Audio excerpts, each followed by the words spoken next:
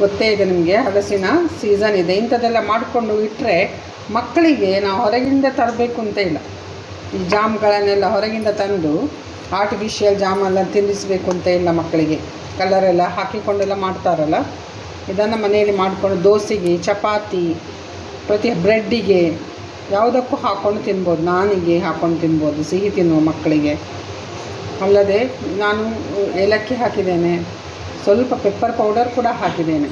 ಅಂಥದ್ದೆಲ್ಲ ಹಾಕಿದರೆ ಮಕ್ಕಳಿಗೆ ವರ್ಮ್ ಪ್ರಾಬ್ಲಮ್ ಕೂಡ ಬರೋದಿಲ್ಲ. ಈಗ ನಿಜವಾಗಿ ಏಲಕ್ಕಿ ಹಾಕೋದು ಯಾಕಂತೇಳಿದರೆ ಹುಳದ ಬಾಧೆ ಬರಬಾರ್ದು ಅಂತೇಳಿ. ಅಲ್ಲದೆ ಅದು ಪರಿಮಳ ಕೂಡ, ಎರಡಕ್ಕೂ ಆಗ್ತದೆ, ಪರಿಮಳಕ್ಕೂ ಆಗ್ತದೆ ಮತ್ತು ಹುಳದ ಬಾಧೆ ಬರಬಾರ್ದು ಅಂತೇಳಿ ಹಾಕ್ತಾರೆ ಎಲ್ಲ ಸಿಹಿ ತಿಂಡಿಗಳಿಗೆ.